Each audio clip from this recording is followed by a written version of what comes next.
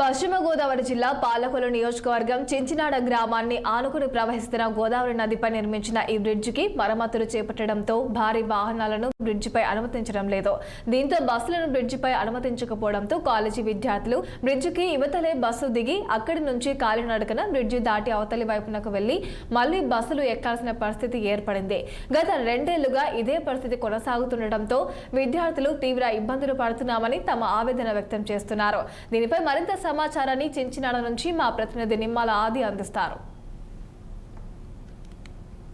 విద్యార్థులు ఎవరైతే చించినాడ బ్రిడ్జిపై భారీ వాహనాలను నిషేధించి ఇప్పటికే 2 సంవత్సరాలు అవుతుంది. అయితే దీనివల్ల ప్రజలు తీవ్ర ఇబ్బందులు అయితే ఎదుర్కొంటున్నారు. ముఖ్యంగా మనం చూసుకుంటుంటే ఇక్కడ విద్యార్థులు ఎవరైతే ఉన్నారో వారైతే తీవ్ర ఇబ్బందులు అయితే ఎదుర్కొంటున్నారు. పశ్చిమ గోదావరి జిల్లా పాలకొల్లు గోదావరి నదిపై ఉన్న ఈ చించినాడ బ్రిడ్జి అటు ఈస్ట్ గోదావరిని కలిపే ఏకైక దారి. అయితే ఈ దారిని మరమ్మతు నిమిత్తము సుమారు 2 సంవత్సరాల నుంచి మరమ్మతులు పనులు అయితే జరుగుతూ ఉన్నాయి. దీనికి సంబంధించి కూడా పనులు వేగవంతంగా జరుగుతున్నప్పటికీ 2 సంవత్సరాల పైన అయినది ప్రజలు తీవ్ర ఇబ్బంది ఎదుర్కొన్న పరిస్థితి ఇక్కడ కనిపిస్తున్నది. మనం చూసుకున్నట్లయితే ఎప్పుడైతే భారీ వాహనాల్లో వీళ్ళు ఇటువైపుగా రానివ్వకుండా ఆపించారో అంటే ప్రజలు కూడా వేరే మార్గాలు ఎత్తుకుని అంటే ప్రయాణం కూడా చాలా దూరవంతం అవుతుంది. ప్రజలు కూడా చాలా తీవ్ర ఇబ్బందులు అయితే పడుకుంటున్నారు. అదేవిధంగా ఇక్కడైతే చాలా విద్యా సంస్థలు అయితే ఉన్నాయి. ఇటు నుంచి ఈస్ట్ గోదావరి వెళ్ళాల్సిన బస్సులు అయితే ఇక్కడ ఆగిపోవడంతో విద్యార్థులు కాలినడకన కూడా ఈ బ్రిడ్జిని దాటవలసిన పరిస్థితి కనిపిస్తుంది. వీళ్ళు సమయానికి కాలేజీకి ఇళ్లకి చేరుకోలేక విద్యార్థులు కూడా తీవ్ర ఇబ్బందులు అయితే ఎదుర్కొన్న పరిస్థితి కనిపిస్తూ ఉన్నది. మనం చూసుకున్నట్లయితే ఇటు మచిలీపట్నం నుంచి కాకినాడకి కలిపే ఏకైక వారధి అది. అటువంటి ఆ బ్రిడ్జి మీద సుమారు 2 సంవత్సరాల నుంచి మరమ్మతు నిమిత్తం అయితే ఈ పనులు జరుగుతూ ఉన్నాయి. అంటే ఎంతో వేగవంతంగా మేము చేస్తామని చెప్పినప్పటికీ మందకుడిగా అయితే పనులు సాగుతుందని చెప్పు. ఎందుకంటే ఇప్పటికే 2 సంవత్సరాలు పూర్తయినా కానీ ఇంకా పనులు ఇక్కడ జరుగుతూనే ఉన్నాయి.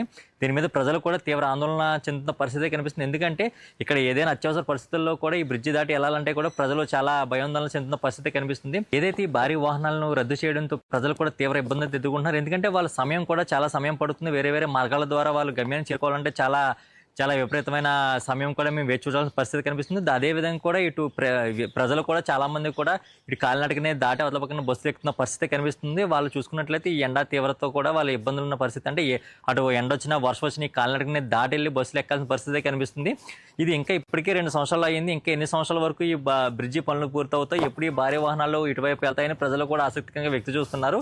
అంటే మనం చూసుకోవచ్చు అంటే ఇటు ఎక్కువగా మనం ఈ మచిలీపట్నం కాకినాడ అంటే ఈ నేషనల్ హైవే మీద ఎక్కువ భారీ వాహనాలు వెళ్ళే పరిస్థితి. అటువంటి వాహనాలను ఇటు రద్దు చేయడంతో కూడా ఇటు రవాణా సదుపాయం కూడా చాలా వరకు ఆగిపోయిందని మనం చెప్పుకోవచ్చు. దాని ద్వారా కూడా అనేక అంటే ఇది ఇన్ఫాక్ట్ అటు ఉన్న చిన్న వ్యాపారాలకు మీద పడిందని మనం చెప్పుకోవచ్చు. ఎందుకంటే ఎప్పుడైతే ట్రాన్స్పోర్టేషన్ ఆగిందో ఇటువైపు కూడా వెళ్ళి చిన్న వ్యాపారస్తులు కూడా వేరే మార్గం అంటే తీసుకుంటే వారికి కూడా చాలా భారీగా ఈ వాహనాల ట్రాన్స్పోర్ట్ ఛార్జీలు పెంచే అవకాశం కూడా ఎక్కువగా ఉన్నది. దీని మీద మనం చూసుకున్నట్టు ఇప్పటికైనా ప్రభుత్వాలు తొందరగా అంటే ఎంత తొందరగా అయితే అంత తొందరగా ఈ బ్రిడ్జి మరమ్మతుల పనులు పూర్తి చేసి ప్రజలకు ఇది తొందరగా తీసుకురావాలని అటు ప్రజలు విద్యార్థులు కూడా అటు వ్యాపారస్తులు కూడా కోరుకున్న పరిస్థితి అయితే కనిపిస్తుంది. అంటే ఇప్పటికీ 2 సంవత్సరాలు అయిపోయింది. ఇంకా ఎన్ని సంవత్సరాల వరకు ఈ పూర్తి అవుతుంది, అసలు ఈ సంవత్సరం అవుతుందా లేకపోతే ఇంకో సంవత్సరం పడుతుందా అనే ప్రజల్లో కూడా చాలా సందేహాలు అయితే ఉన్నాయి. అంటే ప్రభుత్వాలు దాని మీద ప్రత్యేకమైన దృష్టి పెట్టి వెంటనే అంటే మరమ్మతు పనులు చాలా వేగవంతంగా చేసి వాళ్ళు పూర్తి చేయాల్సిన పరిస్థితి ఎంతైనా ఉన్నది. వాళ్ళు చెప్తున్నది ఏంటంటే ముంబై నుంచి ఇక్కడ దానికి ఒక స్ప్రింగ్ ఉంటుంది, దాన్ని ముంబై నుంచి తీసుకురావడం వల్ల కూడా ఈ ట్రాన్స్పోర్టేషన్ చాలా ఇబ్బంది అవుతుంది. దాని గురించి పనులు లేట్ అవుతుందని వారు చెప్పుకున్నప్పటికీ కూడా దాని మీద వారు ప్రత్యామ్నాయ మార్గం ఎదురు చూసి ఎంత తొందరగా వీలైతే అంత తొందరగా ఈ మరమ్మతులు పనులు అయితే పూర్తి చేసి ప్రజలకి అందుబాటులో ఈ బ్రిడ్జిని తీసుకొస్తే ప్రజలు కూడా తీవ్ర ఇబ్బందులు పడకుండా ముందుకు వెళ్తారని వాళ్ళ ప్రజలు కూడా ఆకాంక్షించిన పరిస్థితి ఇక్కడ కనిపిస్తుంది. ఇది ఇక్కడ ప్రస్తుతం పరిస్థితి ఏమైనా 60 పశ్చిమ గోదావరి జిల్లా నుండి.